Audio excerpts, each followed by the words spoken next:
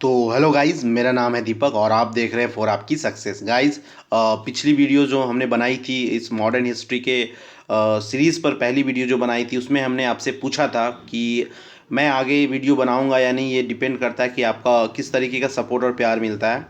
तो thanks for the support, आप लोगों ने अच्छा प्यार दिया और मैंने डिसाइड किया है कि मैं इस सीरीज़ को कंटिन्यू करूँगा।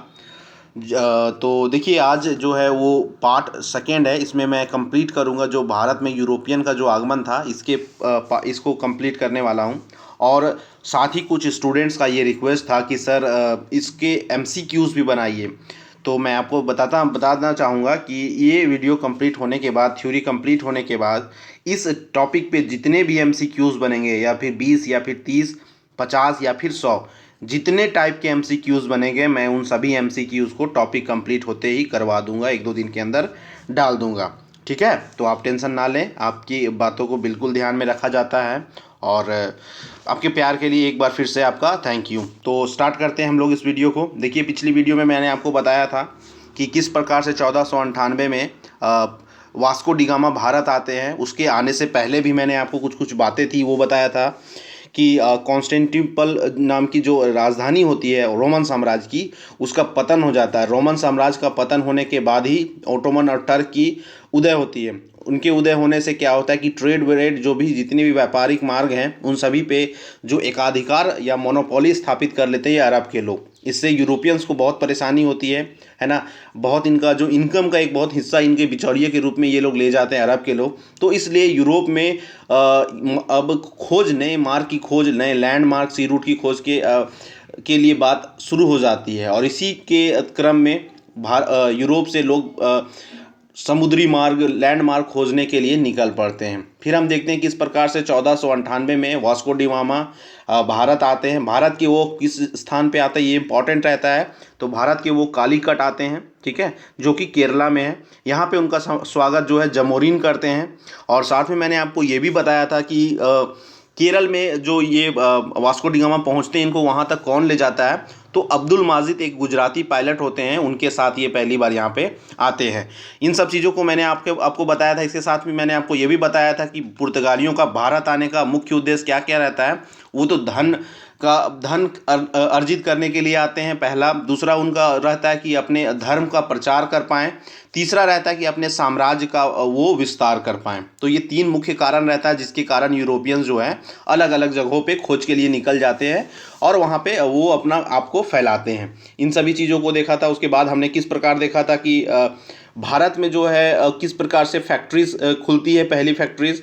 तो पुर्तगालियों का हमने देखा था कि पहली फैक्ट्रीज जो है वो 1500 में खुलती है, और डच का 1505 में, अंग्रेज़ों का 1612 में, डेन्स का 1620 में और फ्रेंच का 1668 में। ये क्रम होता है उनके फैक्ट्री खुलने का। इन सब बातों को भी मैंने आपको बताया। और ये भी बताया कि यहाँ आने का उनका मुख्य मकसद रहता है सिर्फ और सिर्फ प्रॉफिट कमाना और धर्म का प्रचार करना, और क्या, अपने टेरिटरी का एक्सपेंशन करना। कुछ पॉइंट्स मैंने आपको बताया था, दो तीन चीज़ें, जैसे कि ब्लू वाटर पॉलिसी क्या होती है। तो मैंने बताया था ब्लू वाटर पॉलिसी के तहत वो लोग क्या चाहते थे ना, पूरा मार्ग पे पूरे जितने भी रूट्स थे उन सभी पे एकाधिकार मोनोपोली करना चाहते थे, और उसके थ्रू वो लोग अर्निंग करना चाहते थे बिचौलिया बन के। अब ये लोग, ठीक है, तो ये था ब्लू वाटर पॉलिसी मैंने बताया था। उसके बाद भी आपको मैंने ट्रीटी ऑफ टोर्डेसिला बताया था। तो ट्रीटी ऑफ टोर्डेसिला जो कि 1498 में हुई थी, उस ट्रीटी के तहत क्या हुआ था कि नॉन क्रिश्चियन वर्ल्ड को, ठीक है, अटलांटिक ओशियन में डिवाइड कर दिया गया था 1300 माइल्स का। तो अटलांटिक ओशियन के जितने भी ईस्ट साइड में थे, पूरब साइड में, उस सभी पे व्यापार करने का अधिकार पुर्तगालियों को मिल गया था, और वेस्ट साइड में सभी व्यापार करने का अधिकार स्पेन के लोगों को मिल गया था।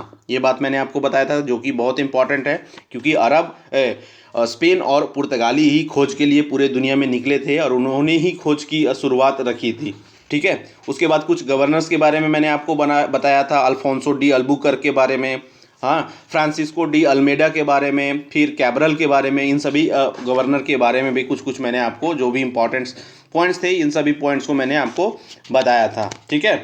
अब चलिए आगे बढ़ते हैं। आगे हमारा करते हैं शुरू। आगे जो है हमारा वो है डच। ठीक है। पुर्तगालियों के बाद जो आते हैं भारत वो डच होते हैं।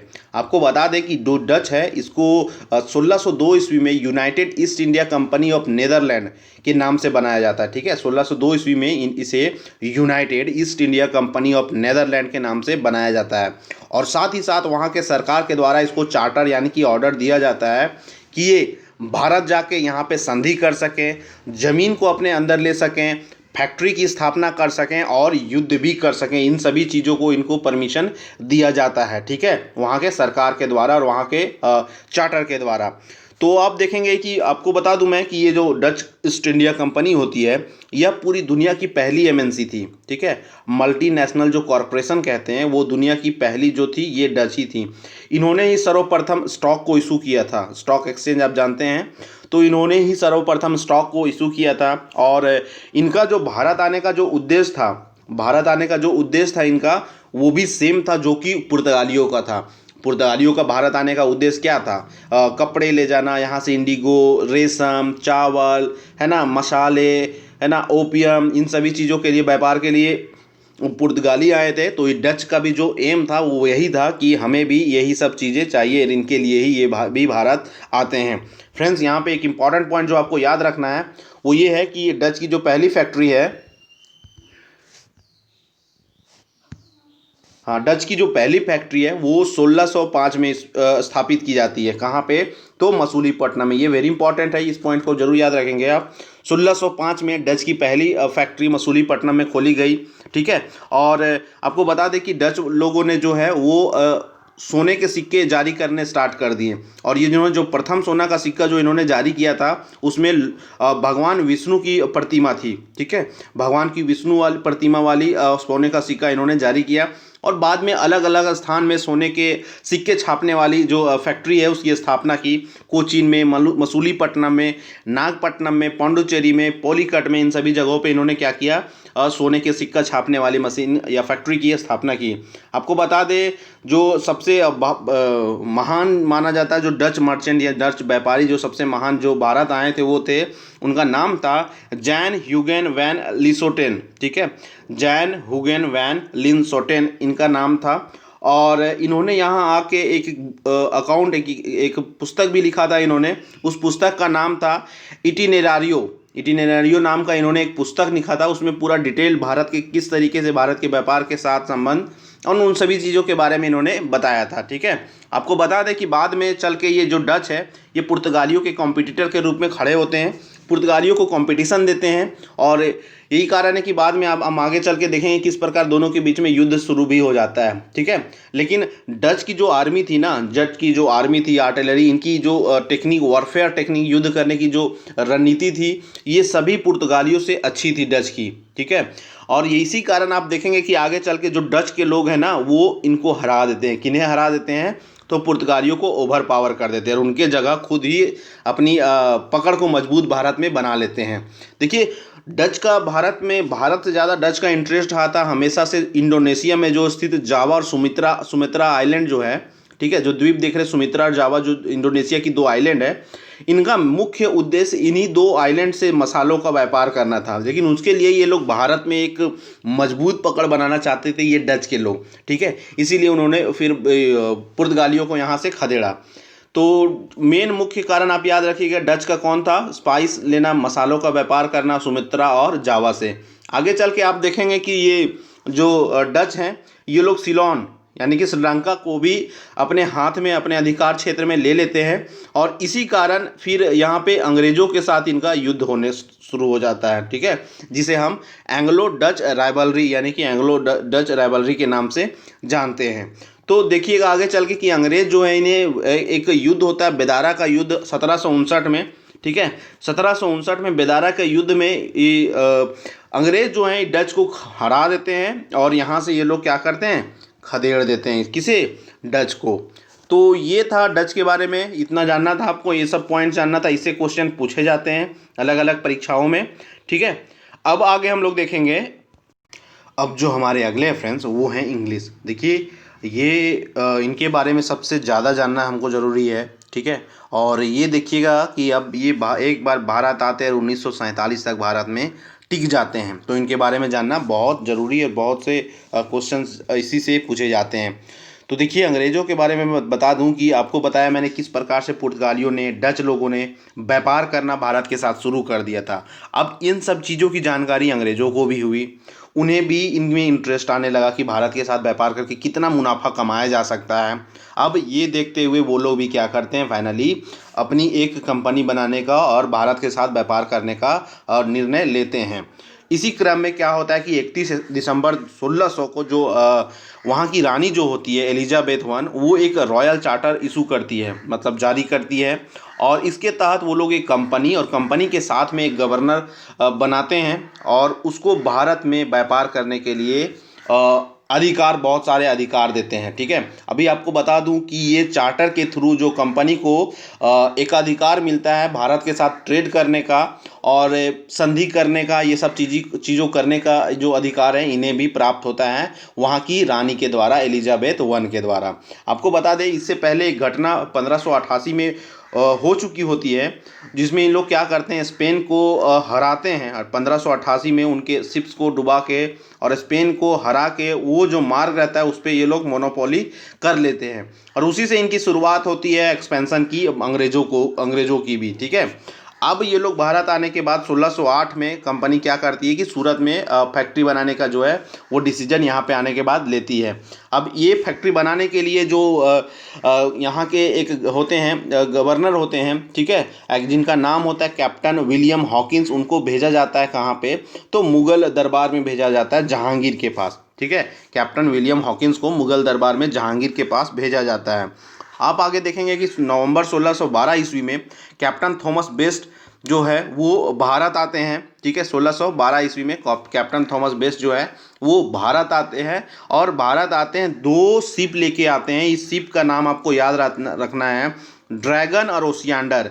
ये 2 शिप के साथ कैप्टन थॉमस बेस्ट जो है वो भारत आते हैं। ठीक है, ये दोनों जो शिप का नाम है, डायरेक्टली पूछा जाता है कि ड्रैगन और ओसियांडर जो है किससे संबंधित है, तो ये दोनों शिप थे। ठीक है, अब यहाँ आने के बाद वो लोग पुर्तगालियों से, उन लोगों का युद्ध होता है। ठीक है, पुर्तगालियों से युद्ध होता है और इन्हें बैटल ऑफ स्वाले के नाम से जानते हैं। यह युद्ध 1612 में होता है। कब होता है? 1612 में। इसमें अंग्रेज जो है वो पुर्तगालियों को पूरी तरीके से नष्ट कर देते हैं, पूरी तरीके से हरा देते हैं। अब ये चीज़ देख के जो है ना जहांगीर बहुत ही इम्प्रेस होते हैं। ठीक है, अंग्रेज़ों की इस करामत को देख के जहांगीर बहुत इम्प्रेस होते हैं, मुग़ल सम्राट।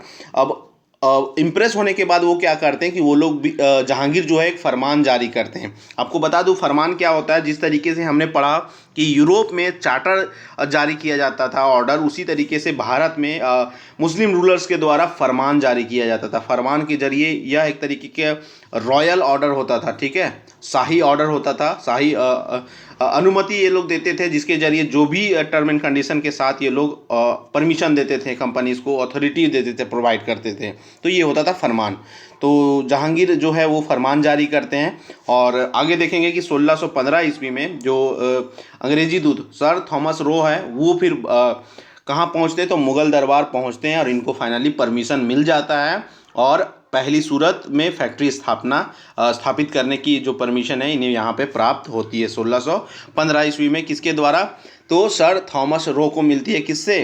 तो वहाँ के मुग़ल सम्राट के द्वारा। ठीक है, चलिए आगे बढ़ते हैं। आगे देखिएगा कि इंटरेस्टिंगली आप देखिएगा कि जो रो है उनको तो मिल गया, फोर्ट और किला बनाने का मिल जाता है, लेकिन एक जगह की ये मांग करते हैं, लेकिन इनको जो है वहाँ के सम्राट होते हैं मुग़ल दरबार में, इनको 2-3 जगह और भी परमिशन मिल जाता है। इनको आगरा में, ठीक है, इनको आगरा में, अहमदाबाद में, भरूच में, इन सभी जगह पे भी इन्हें फैक्ट्री निर्माण करने की परमिशन मुग़ल दरबार में मिल जाती है। ठीक है, आगे देखिएगा कि जो पुर्तगाल के जो राजा होते हैं आगे, ठीक है, पुर्तगाल के जो राजा होते हैं वो बम्बई को जो है ना वो गिफ्ट में दे देते हैं चार्ल्स टू को। ठीक है, दहेज के रूप में उनकी बेटी से शादी होती है, राजा पुर्तगाल के राजा की बेटी से शादी होती है किनकी? चार्ल्स टू की। तो उनको दहेज के रूप में बम्बई जो है वो गिफ्ट कर देते हैं। किसको? चार्ल्स टू को। ये भी सवाल पूछा जाता है और ये कब होता है? तो ये 1662 में होता है। ठीक है, तो यह पुर्तगालियों द्वारा अंग्रेज़ों को दहेज में दी जाने वाली ये थी बम्बई। तो ये आगे देखिए चल के कि इंग्लिश जो है वो अपनी दूसरी फैक्ट्री जो है वो मसूलीपट्टनम में स्थापित करते हैं। ठीक है, दूसरी फैक्ट्री कहाँ पे? मसूलीपट्टनम में वो लोग खोलते हैं।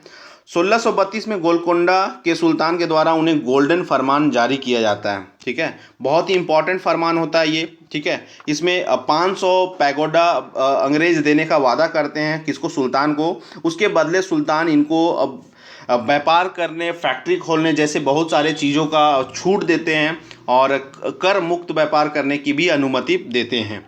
आगे देखिए कि मद्रास की फैक्ट्री को अब फोर्ट सेंट जॉर्ज के नाम से जाना जाने लगा। ठीक है, तो मद्रास में जो इन्होंने फैक्ट्री स्थापित की थी उसका नाम ये लोगों ने नया किया। क्या नाम दे दिया इन्होंने? Fort Saint George. ठीक है, फोर्ट सेंट जॉर्ज, आप नाम याद रखिएगा। ठीक है, आगे देखिए कि किस प्रकार से 1667 में उन्हें औरंगजेब के द्वारा बंगाल में व्यापार करने का भी फरमान प्राप्त होता है। कब मिलता है? 1667 में औरंगजेब ने बंगाल में व्यापार करने का फरमान जारी करते हैं। उसके बाद ये बंगाल में भी देखेंगे फैक्ट्री वगैरह की स्थापना शुरू कर देते हैं। कोर्ट ऑफ डायरेक्टर का गठन किया जाता है। इसी क्रम में आगे चल के कोर्ट ऑफ डायरेक्टर का भी गठन किया जाता है। ठीक है, चलिए आगे बढ़ते हैं। आगे देखिए, शाह सूजा जो होते हैं वो सूबेदार होते हैं बंगाल के। ठीक है, ये एक फरमान जारी करते हैं। फरमान आपको पता है जैसे जारी होता है, बहुत सारे व्यापार करने की छूट दी जाती है ना, फैक्ट्रीज खोलने की छूट दी जाती है, कर मुक्त व्यापार की अनुमति प्राप्त होती है। तो ये भी एक फरमान जारी करते हैं। शाह सूजा के अनुमति के बाद अंग्रेज जो है हुगली, राजमहल, पटना, कासिम बाजार में फैक्ट्री का निर्माण चालू करते हैं। ठीक है, अंग्रेज जो है ये फरमान जो शाह सूजा जारी करते हैं, इनका अंग्रेज जो गलत उपयोग करते हैं और इस बात से जो नाराज़ हो जाते हैं औरंगजेब, और औरंगजेब 1686 ईस्वी में क्या करते हैं? उन पर हमला कर देते हैं। ठीक है, बाद में इस हमला के बाद युद्ध होता है। उसके बाद एक ट्रीटी की जाती है। एक ट्रीटी के अकॉर्डिंग जो है वो अंग्रेज़ों को वापस मिल जाता है। क्या? बंगाल में कुछ क्षेत्र होते हैं उस पर व्यापार करने की अनुमति फिर से ट्रीटी के बाद मिल जाती है। क्षमा उमा मांगते हैं, ये लोग का यही तो रहता था ना, अंग्रेज का। हारते थे उसके बाद पैर पकड़ लेते थे। ठीक है, माई बाप करके उसके बाद फिर से इनको वापस दे दिया जाता था। यहाँ भी यही होता है। आगे देखिए चल के कि 1698 में जो अंग्रेज है वो उनको तीन जगह का ज़मींदारी मिलता है। ठीक है, 3 जगह का ज़मींदारी मिलता है। कौन कौन से जगह का? एक बंगाल में ही तीनों जगह होता है। एक सुतुतुनाती करके जगह होता है ना, सूतानुती। कौन सी जगह है? सूतानुती और कालीकता जो और गोविंदपुर। ये 3 जगह पे इन्हें व्यापार यानी कि इनका ज़मींदारी अंग्रेज़ों को प्राप्त होता है। बाद में फोर्ट विलियम के रूप में स्थापित हुआ, जिससे पहले प्रेसिडेंट चार्ल्स आयर बने। ठीक है, बाद में जो सेटलमेंट होता है, ठीक है, यही जो सेटलमेंट रहता है ये बंगाल वाला, इन्हीं को बाद में फोर्ट विलियम के नाम से इस्टेब्लिश किया जाता है 1700 ईस्वी में। और इसके चार्ल्स आयर जो होते हैं वो पहले प्रेसिडेंट इनके बनाए जाते हैं। ठीक है, यही फोर्ट विलियम जो देखेंगे आगे चल के जो कैपिटल के रूप में अंग्रेज़ों के कैपिटल के रूप में काम करता है, और यहीं से पूरे भारत में नियंत्रण ये लोग करते हैं, इसी फोर्टिफिकेशन, यही किलाबंदी से। ठीक है, ये जो अभी 3 जगह की ज़मींदारी जो मैंने आपको बताया। आप देखिए किस प्रकार से 1717 ईस्वी में जो जॉन सरमन है ना, वो एक रॉयल फरमान पाने में सफल रहते हैं। इसी को मैग्ना कार्टा, बहुत इंपॉर्टेंट है, ये क्वेश्चन भी है और ये पॉइंट्स भी बहुत इंपॉर्टेंट है कि 1717 ईस्वी में जॉन शर्मन उनको एक रॉयल फरमान मिलता है। ठीक है, और किसके द्वारा मिलता है? इनको फ़र्रुख सियार के द्वारा मिलता है। तो देखिए फ़र्रुख सियार के द्वारा ये जो रॉयल फरमान जारी किया जाता है, इसमें बहुत सारे छूट होती हैं, बहुत सारे फ्रीडम अंग्रेज़ों को दे दिए जाते हैं, और इसीलिए इसे मैग्ना कार्टा के नाम से भी जानते हैं, कंपनी का मैग्ना कार्टा। आपको बता दें कि इस फरमान के ज़रिए अंग्रेज़ों को बंगाल में, हैदराबाद में, गुजरात में, बम्बई में, इन सभी जगहों पे अलग अलग छूट के साथ व्यापार करने, फैक्ट्री स्थापित करने, ट्रेड करने, सभी की अनुमति प्राप्त हो जाती है। इसी कारण इस फरमान को 1717 वाले फरमान को मैग्ना कार्टा के भी नाम से हम जानते हैं। फ्रेंड्स, चलिए अब इसको एक बार हम लोग क्विक रिवीजन कर लेते हैं। तो देखिए क्रमबद्ध तरीके से किस तरीके से क्या हुई। 1600 ईस्वी में सबसे पहले ईस्ट इंडिया कंपनी की स्थापना होती है। 1608 में विलियम हॉकिंस जो है वो जहांगीर के दरबार पहुंचते हैं। 1611 में इंग्लिश कप्तान जो होते हैं मिडिल्टन, वो सूरत में व्यापार करने का अधिकार मिलता है उन्हें।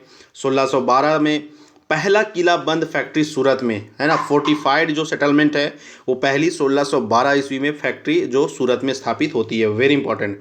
1615 में थॉमस रो जहांगीर के दरबार में आते हैं और कर मुक्त कर व्यापार का अधिकार प्राप्त करते हैं। 1616 ईस्वी में ईस्ट इंडिया कंपनी की दूसरी फैक्ट्री जो है वो मसूलीपट्टनम में स्थापित होती है। 1632 में गोलकुंडा के सुल्तान के द्वारा इन्हें गोल्डन फरमान मिलता है। इसमें कंपनी भी वादा करती कि 500 पैगोडा इस सुल्तान को देगी व्यापार करने के बदले में। ठीक है, पैगोडा क्या है, तो वहाँ की लोकल करेंसी, यहाँ वहाँ की लोकल रुपए को पैगोडा के नाम से जानते थे। 1633 में कंपनी की एक फैक्ट्री हरिहरपुर बालासोर में स्थापित होती है। 1639 मद्रास कंपनी को दी जाती है लीज पर। 1651 में कंपनी को हुगली में व्यापार करने का अधिकार प्राप्त होता है, वेरी इंपॉर्टेंट क्वेश्चन। हुगली में व्यापार करने का अधिकार जो प्राप्त होता है वह होता है 1651 में। 1662 में चार्ल्स को ब्रिटिश राजा मुंबई को दहेज के रूप में प्राप्त करते हैं। चार्ल्स टू को आपको पता है कि जो पुर्तगाल के राजा की बेटी से चार्ल्स टू शादी करते हैं, इसलिए इन्हें दहेज में मुंबई दिया जाता है। 1667 ईस्वी में बंगाल में व्यापार करने के लिए औरंगजेब के द्वारा एक फरमान प्राप्त होता है। तो ये था क्रमबद्ध किस प्रकार से अंग्रेज़ों का यहाँ पे स्थापना धीरे धीरे करके ये लोग अपना पकड़ यहाँ पे भारत में बनाए। ठीक है, तो ये इंपॉर्टेंट है, इन सभी से क्वेश्चन पूछा जाता है, सबको आपको याद रखना है। इसका पीडीएफ आपको मिल जाएगा, टेलीग्राम ग्रुप जाइए आप, वहाँ पे डाउनलोड कीजिए, मैंने पीडीएफ को वहाँ पे डाल दिया है। ठीक है, चलिए अब आगे हम लोग देखेंगे जो लास्ट है हमारे फ्रेंच। चलिए आगे देखते हैं। आगे देखिए एंट्री होता है फ्रेंच का भारत में इनका भी बहुत इंपॉर्टेंस है और इनके बारे में बहुत सारे चीज़ें फैक्ट्स हमें पढ़ने जो एग्जामिनेशन में पूछे जाते हैं। तो शुरुआत करते हैं। देखिए जो लुइस 14 होते हैं ये वहाँ के राजा होते हैं, इनके देख रेख में एक कंपनी बनाई जाती है फ्रेंच की। इस कंपनी का नाम होता है कंपैनी डेस इंडिस ओरिएंटल्स।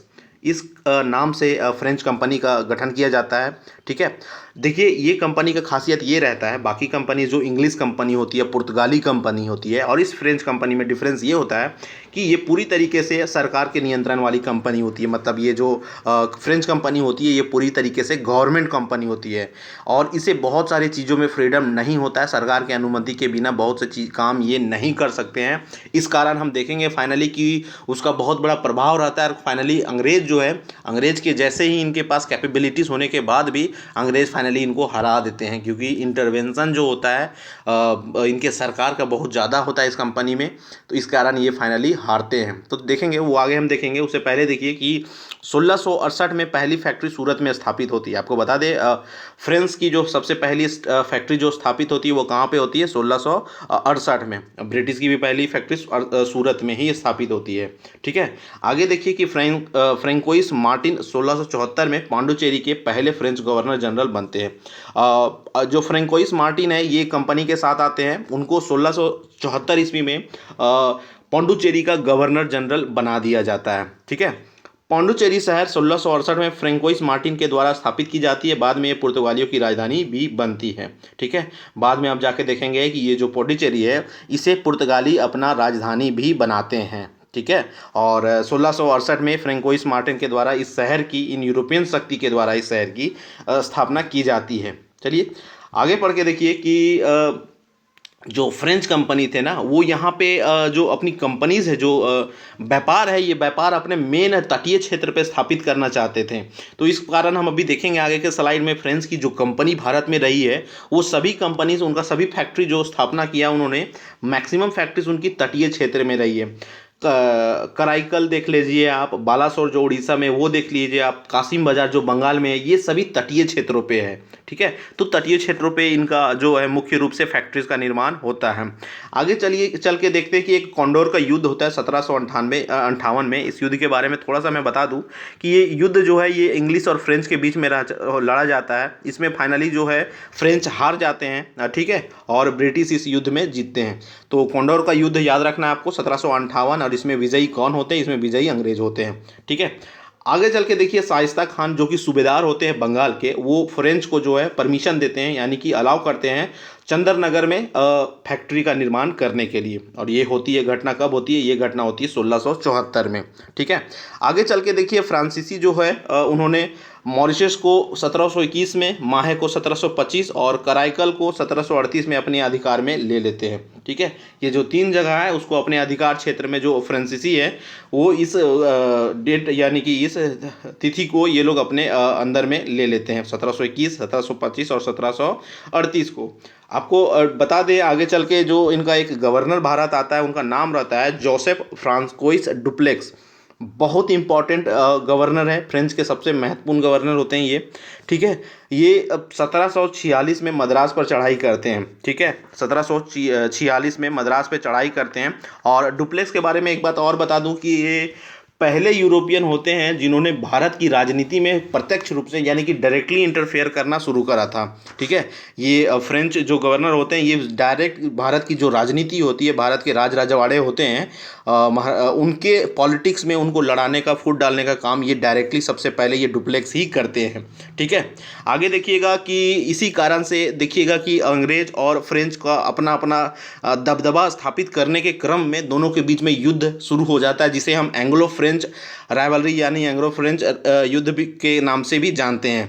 ठीक है, और इसी कारण इन दोनों के बीच में दक्षिण भारत में कंट्रोल यानी कि अपना ताकत, अपना दबदबा स्थापित करने के क्रम में 3 युद्ध लड़ा जाता है फ्रेंच और अंग्रेजों के बीच में। वेरी इंपॉर्टेंट है, जिसको हम कार्नेटिक युद्ध के नाम से जानते हैं। ठीक है, कार्नेटिक युद्ध से नाम से जाना जाता है। यह दक्षिण भारत में अपना अधिकार स्थापित करने के लिए लड़ा गया युद्ध होता है। ठीक है, तो इन तीनों को युद्ध के बारे में हमें देखना है। सबसे पहले हम देखते हैं कि फर्स्ट कार्नेटिक वॉर, और इसमें एक एक्सला चैप्लेक नाम की संधि होती है। इस वॉर के बारे में मैं आपको, इस युद्ध के बारे में बता दूं कि ऑस्ट्रिया नाम का एक जगह है। ठीक है, ये कहाँ पे है? यूरोप में है। इस ऑस्ट्रिया पे कंट्रोल करने के लिए यूरोप में फ्रेंच और अंग्रेजों के बीच में युद्ध चल रही होती है। ठीक है, फर्स्ट कार्नेटिक वॉर का डायरेक्ट कोई संबंध इंडिया से नहीं है, लेकिन पढ़ रहे हैं हम लोग तो 3 वॉर लगातार होता है, इसलिए हम लोग समझेंगे कि किस तरीके से इसका इम्पैक्ट इसमें डायरेक्टली रहा है। तो देखिए, ऑस्ट्रिया नाम का एक जगह होता है, कहाँ पे? यूरोप में। अब यहाँ पे अपना अधिकार स्थापित करने के लिए फ्रांस और अंग्रेज के बीच में युद्ध चल रहा होता है। ठीक है, और इसी युद्ध में जो पहला युद्ध लड़ा जाता है दोनों के बीच में, ठीक है, किसके किसके बीच में? अंग्रेजों और फ्रेंच के बीच में, जिसमें फ्रेंच विजेता होते हैं। ठीक है, फ्रांसीसी जो है विजेता होते हैं, और फाइनली दोनों के बीच में संधि होती है। संधि का क्या नाम होता है? एक्सले चैपल। ठीक है, एक्सले चैपल पहली संधि होती है किसके किसके बीच में? फ्रेंच और अंग्रेज के बीच में। फ्रेंच इसमें विजयी होते हैं, और यह संधि होती है 1748 में। डेट भी आप याद रखेंगे। ठीक है, 1748।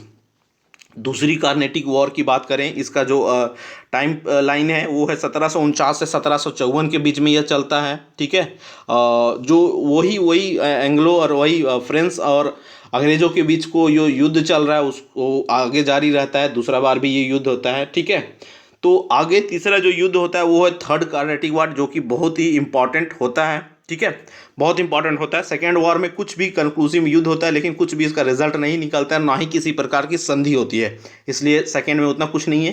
थर्ड वॉर जो होता है उसे हम वांडीवास का युद्ध होते हैं। वांडीवास स्वाधीन भारत में एक जगह है, यहाँ पे 1760 और 61 के बीच में यह युद्ध होता है। ठीक है, ये वही एंग्लो और फ्रेंच युद्ध जो है वही, इसमें अंग्रेज और फ्रांसीसी लड़ते हैं, और इसमें फाइनली जो है फ्रेंच क्या होता है? हार जाते हैं। ठीक है, फाइनली फ्रेंच हार जाते हैं, और पेरिस की संधि 1763 में संपन्न होती है। इस पेरिस की संधि के साथ ही जो अंग्रेज है वो भारत में सबसे बड़े पावर के रूप में अपने आप को स्थापित कर लेते हैं। ठीक है, 1763 की संधि के बाद भारत में अंग्रेजों का राज होना शुरू होता है, और आगे हम चलेंगे फिर राजाओं को धीरे धीरे करके कैसे हटाना स्टार्ट करते। सबसे पहले इन्होंने अपने यूरोपियन जितने भी दुश्मन हैं उन सभी को यहाँ फाइनली वो ख़त्म कर देते हैं। ठीक है, तो पेरिस ऑफ संधि 1763।